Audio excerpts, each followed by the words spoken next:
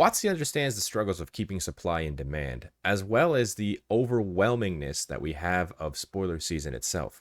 We talk about that and more in this episode of Resolving the Stack.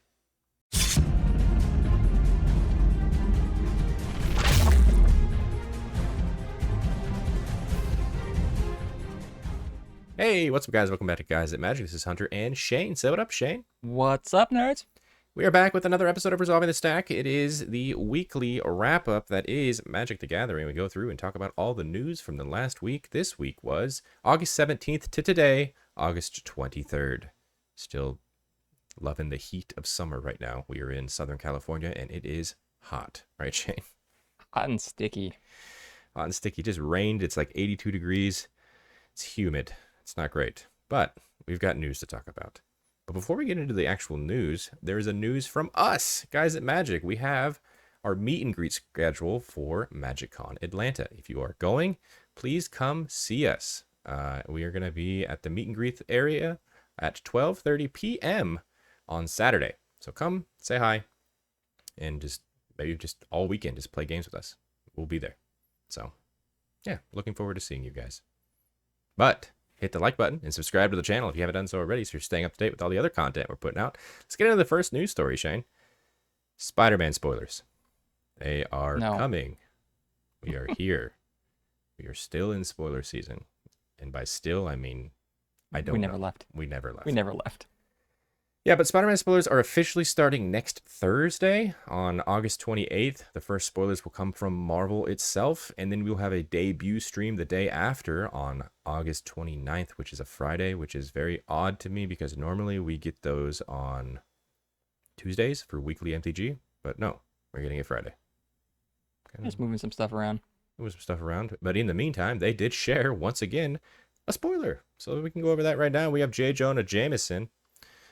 2 and a red for a 2/2 legendary creature human citizen. It says when J. Jonah Jameson enters, you suspect up to one target creature, and whenever a creature you control with menace attacks, you create a treasure token.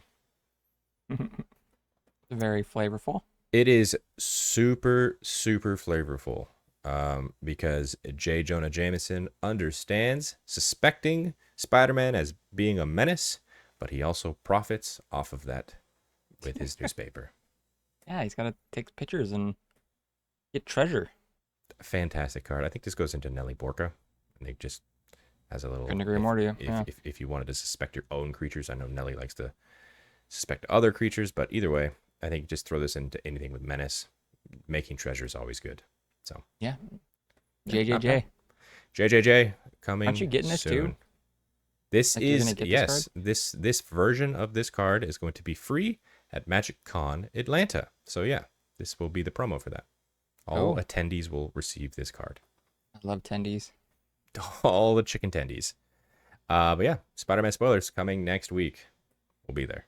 It's nuts. Okay. Speaking of spoilers, Shane, we have a new Blogatog post from Mark Rosewater that kind of essentially talked about how spoiler season is just continuing over and over and over. And, you know, based on the response, it's kind of just what they chalk it up to as, hey, we know the issue. It's not an issue.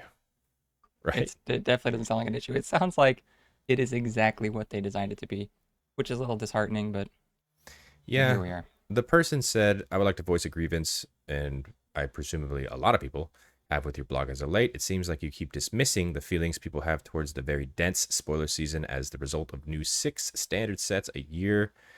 With the argument that we actually went down in sets, not up, and technically we went down 2 sets. I mean, if you count Assassin's Creed as a set from last year, it was like nothing.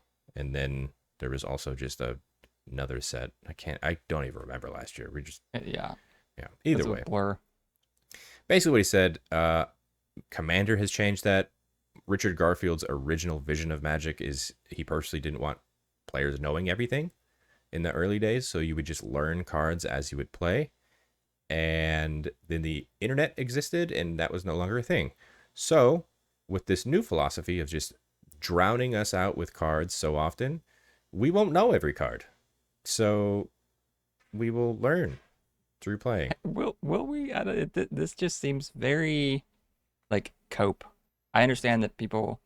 I think we all kind of acknowledge the fact that this is happening for money, right? I think it's like in the back of our heads. Hmm. But this is like what their cope is to like, yeah, we want it to be so there's just so much you can't keep up, which is crazy to me because there are games that do that perfectly. Like you and I talked about sorcery. Like there are games that keep the wonder and you don't know everything, but Magic, like if you're playing it, maybe not in EDH, but in a standard environment, it's kind of you almost like need to know everything out there or you're at a disadvantage. It just seems weird. Yeah, and I'll just read the final paragraph that Mark Yeah, Rosewater says here. It says, "The challenge is there are players who are accustomed to the old ways, who are used to being able to grok everything at once, and this new system does not make that easy. In fact, it's near impossible.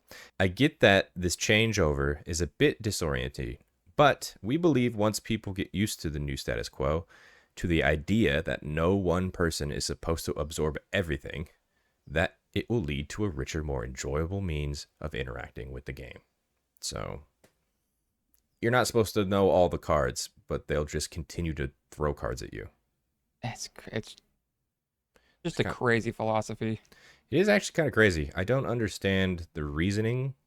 Like, yes, spoiler season is to keep the hype train. That's the idea of spoiler season. Keep the hype going. This set looks incredible. I can't wait for the set. Set looks incredible. I can't wait for the set. Exactly. That's over and over and over. We've already seen Avatar spoilers. The official spoiler season for Avatar is October 21st. So, and then we're getting more spoilers at the end of September when we get to MagicCon Atlanta for Lorwyn and whatever comes out next year. It's a lot. It is a It lot. is a lot. I think what you just said was perfect. Like these are meant to be a hype machine, and when you're hyping up something that let's just say we had Edge of Eternity come out. Edge of Eternity we released, and they're already hyping up the next thing. Well, it's like, aren't I supposed to be still hyped about the thing that literally just came out? Like, well, I just it's so much, dude. It feels like they care more about the hype than letting you soak in the set that just came out, because that's It that's kind of been yeah, all year, right? Even like yeah, I look at Final Fantasy, like Final Fantasy had just come out and we were still soaking it up. We were still releasing videos for Final Fantasy, and it was like spoiler season for Edge is here. We got to yeah. mix in videos for Edge of Eternities and Final Fantasy. So It's I just a don't know. lot of content. I mean, even if you're not a content creator, it's just I guess yeah, they want it to be so overwhelming that the normal person could just tune out and be like, "Whoa, that card is in the set, or that card came out," which back in the day makes sense, but today's climate doesn't make sense. Yeah. And speaking of Final Fantasy chain, we'll move on to the next topic of discussion. It's another Mark Rosewater blog talk, but WotC is definitely struggling to keep supply because they just did not understand demand. Yeah, Basically, what this person asks, just a quick sum up, is I feel like I can't get the cards that I want for Final Fantasy because everywhere are sold out. Can you at least acknowledge the frustrations? And Mark Rosewater says, yeah, this was definitely an issue that we did not account for because they printed more product for Final Fantasy than had been printed for the duration of Lord of the Rings, which came out in 2023 and it was Magic's best-selling set of all time.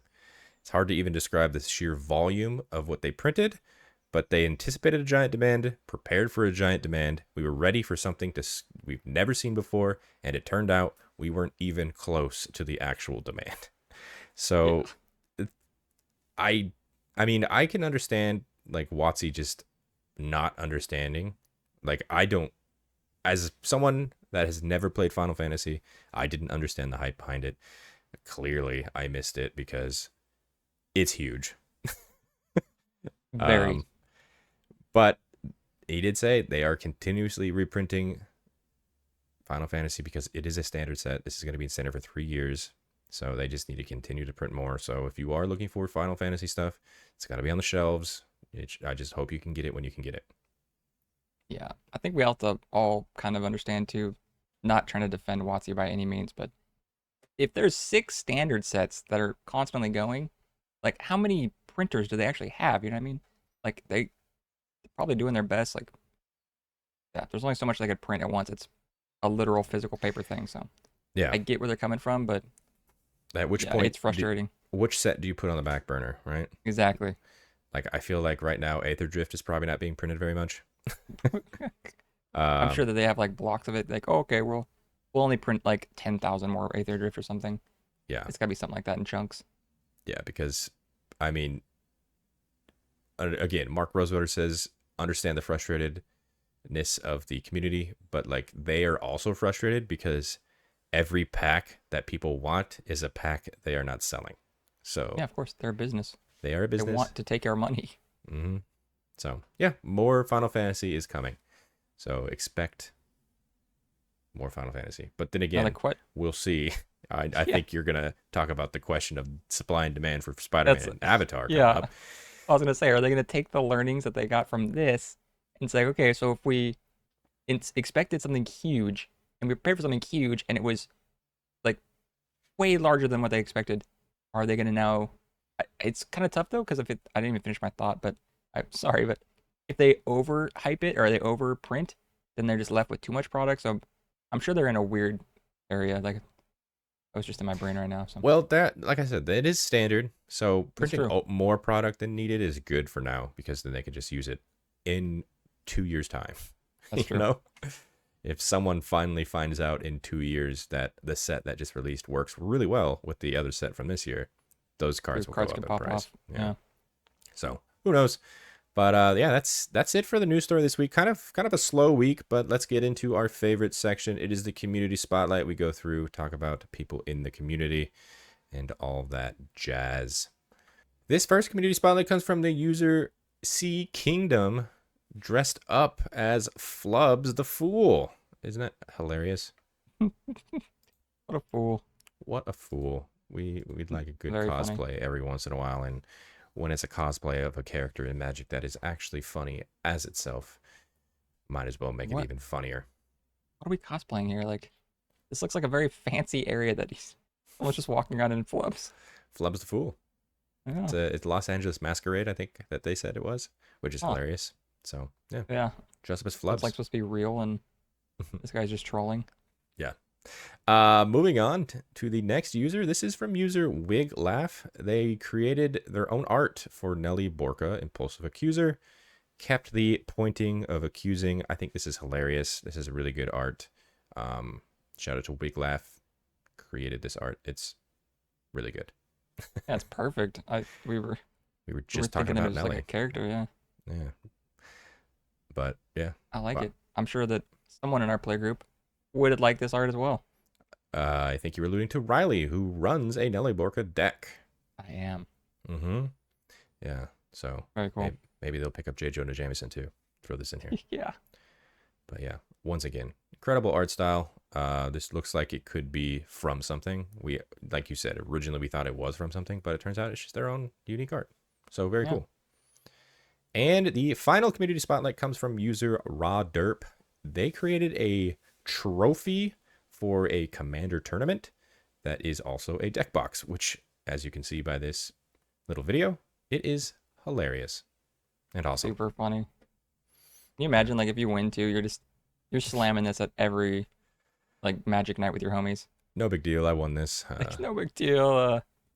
Just put it right in the middle of your yeah, this is awesome. This is the This deck is I very brought clever. today. This is the championship deck that I'm going to be playing today. Yeah, Yeah, it'd be it's cool really that it's funny. like functional and something you could be like, oh yeah, I got a trophy. Also, the deck that won goes in this trophy. It'd be cool to pass it around too. Like, and next year you have to give the trophy up to the winner for that one. Yeah. And then you Yeah, just get to it's not, keep it for a year or a couple months or something like that. yeah, you're sounding like fantasy football now. I am, yeah. It'd be hilarious. But that is it, Shane. That's quick. That's easy. That is the week that was resolving the stack. It has been resolved. Yeah. Comment down No below. counters. No counters. No no split second, if you will. No ending the turn. Ooh, you We love got those. we got through the stack as it was meant to be. But comment down below what you guys think of these news stories. Spoiler season dump. Sounds like it's just going to continue to happen because that's their whole idea. Very interesting. Also, WotC's really struggling with supply and demand. And maybe talk about those community spotlights. Are you excited for Spider-Man? Always interested to hear your guys' opinions in those comment section down below. While you're down there, hit the like button and subscribe if you haven't done so already, because we are continuously making content for you guys. You don't want to miss it. And in the description, you'll find links to all of our social media accounts. Follow us on those as well to keep up to date with everything else that we got going on. And on the screen right now, those are all of our Patreon subscribers. Thank you guys so much for your added support. It really does mean the world to us. If you guys wanted to check out what they're seeing, which is not here on YouTube, please click the link below and consider subscribing. And a very special shout out to our Gains Indestructible tier, starting with Aaron Hill, Daryl Tripp, Demarion Turner, Dr. Rome, Yasminder Pabla, Jimmy Ward, Jay Pizzle, Kelvor, Kevo, Samuel Abbott, Stingrazor 1144, Thrifty PSGR, and William Colombo. You guys are awesome. Appreciate every single one of you.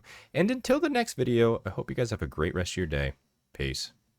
Bye-bye.